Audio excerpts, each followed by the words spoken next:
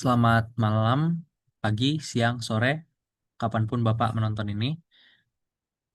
Kami dari kelompok 8 ingin mempresentasikan tentang tugas akhir kami, tugas UAS kami. Yang pertama itu ada anggota kelompok yang terdiri dari Saya Dimas Tidak Permana dengan 3 NIM akhiran 095. dan saya Michael Christopher dengan 3 nih akhiran 105. Yang pertama adalah pendahuluan. Nah, yang pertama itu adalah latar belakang. Latar belakangnya adalah meningkatnya penggunaan peralatan listrik di dalam rumah tangga menuntut pengelolaan energi yang lebih efisien untuk mencegah pemborosan, biaya tinggi, dan kelebihan beban. Oleh karena itu, dibuatlah program simulasi manajemen energi rumah pintar berbasis C++ untuk menghitung konsumsi energi listrik harian dan mengklasifikasikan tingkat penggunaannya sebagai aman, boros, atau kritis, sehingga membantu pengguna energi memahami dan menghemat pemakaian energi. Lalu selanjutnya ada rumusan masalah. Yang pertama yaitu bagaimana cara menghitung total konsumsi energi listrik harian berdasarkan daya dan lama pemakaian peralatan listrik. Yang kedua, bagaimana cara mengelompokkan penggunaan energi listrik dalam rumah tangga ke kategori aman, boros, atau kritis. Dan yang ketiga, ada bagaimana menerapkan konsep dasar kelistrikan dan logika pemrograman C++ dalam simulasi manajemen energi rumah pintar. Dan yang keempat adalah bagaimana simulasi tersebut membantu memahami pengelolaan beban listrik pada rumah tangga. Selanjutnya ada tujuan masalah. Yang pertama itu adalah mengetahui cara untuk menghitung konsumsi energi listrik harian rumah tangga. Yang kedua adalah mengetahui pengelompokan penggunaan energi dalam kategori aman, boros, dan kritis. Yang ketiga adalah menerapkan konsep kelistrikan dan logika pemrogram C++ dalam simulasi manajemen energi. Yang keempat adalah memahami peran simulasi dalam pengelolaan beban listrik rumah tangga. Selanjutnya adalah manfaat. Yang pertama adalah sebagai media pembelajaran untuk memahami konsumsi energi, hubungan daya dan energi, serta manajemen beban listrik melalui simulasi pemrograman. Yang kedua adalah membantu, memantau, dan mengevaluasi penggunaan energi listrik harian guna mendorong penghematan dan mencegah kelebihan beban. Yang terakhir adalah memberikan contoh penerapan logika, pemrograman, dan struktur data dalam analisis sistem kelistrikan rumah tangga. Lalu kami lanjut ke bab 2 yaitu tinjauan pustaka. Yang pertama adalah konsumsi energi listrik rumah tangga. Konsumsi energi listrik rumah tangga dipengaruhi oleh jumlah peralatan, besar daya masing-masing peralatan, dan lama pemakaian dari alat-alat tersebut, di mana energi listrik merupakan akumulasi penggunaan daya dalam periode waktu tertentu, yang dinyatakan dalam satuan watt-hour atau kilowatt-hour. Dengan hubungan antara daya dan energi dirumuskan sebagai E sama dengan P kali T, sehingga perhitungan berbasis daya dan waktu pemakaian menjadi pendekatan yang sederhana, efektif, dan banyak digunakan untuk mempresentasikan kebutuhan energi listrik harian rumah tangga sebagaimana ditunjukkan dalam penelitian oleh Cahyadi et al. Pada tahun 2024. Yang kedua adalah kajian penelitian yang relevan. Manajemen energi listrik bertujuan untuk mengoptimalkan penggunaan energi serta mencegah pemborosan dan kelebihan beban, di mana penelitian Chang et al. Di tahun 2020 menunjukkan bahwa evaluasi konsumsi energi berbasis ambang batas efektif untuk mengklasifikasikan kondisi penggunaan energi dan mendukung pengambilan keputusan penghematan. Sementara dalam konteks rumah tangga, klasifikasi konsumsi energi ke dalam kategori rendah, sedang, dan tinggi umum digunakan sebagai indikator awal untuk tingkat efisiensi pemakaian listrik. Lanjut ke yang ketiga, simulasi berbasis pemrograman merupakan metode umum yang digunakan untuk memodelkan sistem kelistrikan dalam skala kecil, di mana menurut Khan et al. Di tahun 2019, simulasi numerik memungkinkan analisis konsumsi energi dilakukan secara sistematis dan fleksibel tanpa memerlukan perangkat keras fisik. Sementara penggunaan struktur data seperti struct dan enum serta pendekatan modular melalui fungsi untuk membantu mempresentasikan sistem nyata dalam bentuk terstruktur, mudah dianalisis, dan lebih mudah dipelihara. Dan yang keempat, program simulasi manajemen energi rumah pintar yang dikembangkan menggunakan bahasa C++ menerapkan konsep-konsep tersebut dengan menghitung total konsumsi energi listrik berdasarkan data, daya, dan waktu pemakaian, peralatan, kemudian mengevaluasi kondisi konsumsi energi ke dalam kategori aman, boros, ataupun kritis. Pendekatan ini sejalan dengan metode analisis konsumsi energi rumah tangga yang banyak digunakan dalam penelitian teknik elektro. Untuk tambahan, mohon maaf karena judul-judul dari poin-poinnya itu tidak sesuai, nanti akan direvisi lagi di dalam laporannya. Nah, lanjut. Oke, selanjutnya saya akan membahas bab 3 atau pembahasannya, yang di mana yang pertama itu ada algoritmanya. Nah, satu itu dimulai dari kata mulai, yang kedua itu akan menampilkan judul program, yang ketiga akan menginput jumlah pelakatan listrik yang di mana lebih tidak boleh lebih dari 20. Nah, selama jumlah pelakat peralatan kurang dari satu atau lebih dari 20, maka akan ditampilkan pesan kesalahan, lalu akan disuruh input ulang jumlah pelakatan. Nah, yang kelima itu ada deklarasikan array untuk menyimpan data peralatan listrik.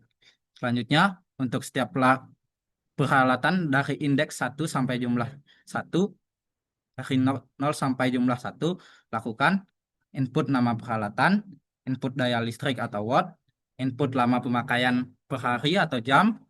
Nah, selanjutnya itu ada hitung total konsumsi energi dengan menjumlahkan hasil perkalian dan daya dan lama pemakaian setiap peralatan. Yang kedelapan itu ada tentukan status energi rumah. Jika total konsumsi energi lebih kecil dari 5.000 watt per hour, maka statusnya akan aman. Oh, tahu. Jika total konsumsi energi lebih dari sama dengan 5.000 watt hour dan kurang dari 10.000 watt hour, maka status sama dengan boros. Jika total konsumsi energi melebihi dari 10.000 watt hour, maka statusnya adalah kritis. Yang kesembilan itu ada menampilkan total konsumsi energi. Yang ke-10 itu ada tampilkan status energi rumah, apakah dia aman, boros, atau kritis. Yang ke-11 itu ada selesai.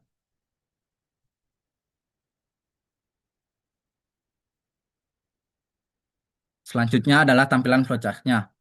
Nah, yang di mana yang pertama itu sama seperti tadi dimulai dari start, yaitu yang kedua selanjutnya menginput jumlah pelakatan. Selanjutnya, apakah jumlahnya 1 sampai 20? Jika iya, deklarasikan array. Jika tidak, input ulang jumlah pelakatannya. Selanjutnya adalah input data peralatan yang di mana ada nama peralatan, daya, dan jam pemakaian. Dayanya dalam dalam watt hour dan jam pemakaiannya dalam hitungan jam. Selanjutnya adalah hitung total energinya. Jika totalnya kurang dari 5.000, maka input status aman. Jika tidak dari 5.000, tidak kurang dari 5.000, apakah totalnya sama dengan 10.000 atau di bawah dari 5 atau di bawah dari 10.000? Jika iya, input status boros. Jika tidak, input statusnya itu adalah kritis dan selesai.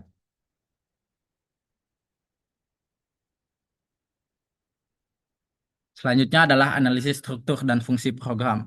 Nah, yang di pertama ini ada analisis input dan output, analisis variabel, dan analisis operator. Potongan kode di samping adalah penerapan struktur dasar C++ melalui variabelnya bertipe int dan string, struktur data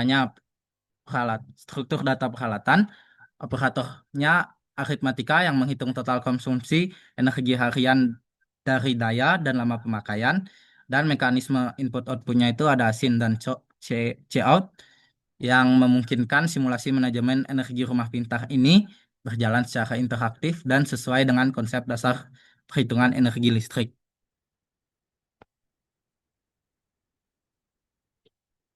Selanjutnya itu ada statement kondisi, yang dimana kita menggunakan dua statement kondisi, yaitu if else dan switch case. Nah, itu aja masuk situ. Potongan kode ini menunjukkan penggunaan struktur kondisi if else untuk mengevaluasi total konsumsi energi harian dan menentukan status energi rumah, apakah dia aman, boros, atau kritis, yang kemudian ditampilkan pada pengguna, terstruktur, dan mudah dibaca melalui mekanisme. Suitcase sebagai pemisah antara proses pengambilan keputusan dan penyajian informasi. Nah, di gambar ini kita melihat bahwa yang kode pertama itu ada if else. If jika total energi kurang dari 55.000 maka status aman. Jika tidak, dia kurang dari 10.000 atau sama dengan 10.000, statusnya boros. Jika melebihi itu, statusnya kritis. Selanjutnya di switch case, jika switch case-nya aman, out-nya kita mengeluarkan status energi aman. Jika boros case-nya, kita akan mengeluarkan status energi boros. Dan jika case-nya kritis, kita akan mengeluarkan status energinya kritis. Nggak usah terlalu detail. Yang ketiga itu ada struktur pengulangan. Potongan kode ini menunjukkan penggunaan struktur pengulangan for untuk memproses input dan perhitungan konsumsi energi setiap peralatan listrik secara berurutan dan berdasarkan jumlah yang ditentukan oleh pengguna. Dan kita juga menggunakan struktur while untuk memvalidasi input jumlah peralatan agar tetap berada di batas yang aman dan mencegah kesalahan akses array.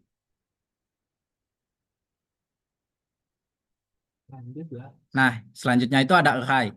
Potongan kode pelakat potongan kodenya ada peralatan 20, di mana 20 itu menunjukkan batas array-nya dan dan penggunaan array-nya itu digunakan untuk struct atau data yang unik untuk menyimpan dan mengolah beberapa data peralatan listrik yang terdiri dari nama, daya, dan level pemakaian secara terstruktur.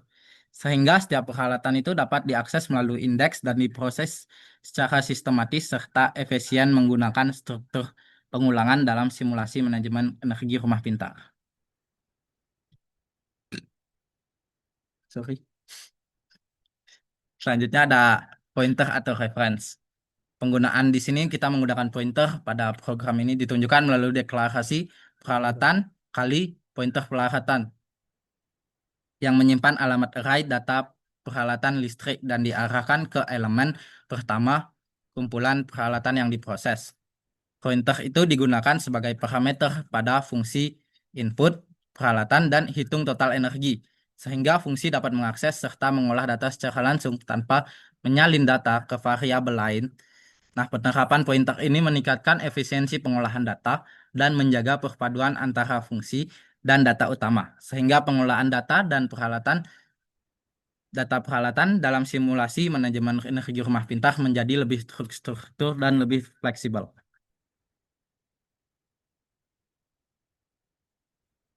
Selanjutnya ada tipe data unik. Di sini kita menggunakan dua tipe data unik, yaitu enum dan struct, di mana pada program kali ini penggunaan tipe data struct memungkinkan pengelompokan nama data, daya, dan lama pemakaian setiap peralatan secara terstruktur.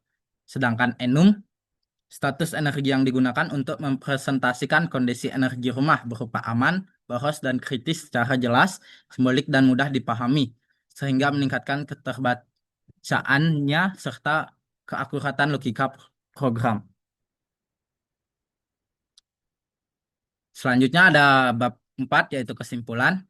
Berdasarkan hasil perancangan dan implementasi dan pembahasannya, program simulasi manajemen rumah pintar mampu menghitung total konsumsi energi listrik harian tiap rumah tangga berdasarkan daya dan lama pemakaian setiap peralatan secara logis dan sistematis, serta mengklasifikasikan tingkat penggunaannya dalam kategori aman, boros, dan kritis melalui penerapan struktur percabangan. Program ini juga telah mengimplementasikan konsep dasar pemrograman C++ sesuai capaian pembelajaran, meliputi variabel, operator, struktur pengulangan, array, fungsi, pointer, serta tipe data struct dan enum, di mana penggunaan array of structs mempermudah pengelolaan data peralatan dan pointer meningkatkan efisiensi pemrosesan, sehingga keseluruhan simulasi ini efektif sebagai media pembelajaran yang mengintegrasikan konsep pemrograman komputer, khususnya dalam dasar kelistrikan. Yang selanjutnya itu ada beberapa saran untuk pengembangan program ini ke depannya adalah program dapat dikembangkan dengan menambahkan fitur perhitungan daya listrik berdasarkan tarif listrik yang berlaku, sehingga simulasi menjadi lebih adaptif. Dikarenakan adaptif dan aplikatif. Dikarenakan di sini kita tidak menggunakan eh, status VA pada PLN, jadinya ini hitungannya itu simulasi sederhana. Yang kedua itu simulasi dapat diintegrasikan dengan sensor daya atau data real time untuk mendekati implementasi sistem rumah pintar yang sesungguhnya. Selanjutnya itu ada antarmuka pemrograman dapat dikembangkan lebih lanjut agar lebih interaktif dan mudah digunakan, misalnya dengan tampilan menu atau visualisasi data dan konsumsi energi. Yang selanjutnya itu ada pemrograman dapat diperluas untuk mendukung analisis efisiensi energi seperti rekomendasi penghematan atau optimalisasi penggunaan listrikan. Oh iya benar. Baik, sekian dari kelompok kami, Pak. Terima kasih. Mohon maaf jika ada kesalahan, jika ada salah baca atau salah berkata yang disengaja maupun yang tidak disengaja. Sekian dari kami ucapkan terima kasih.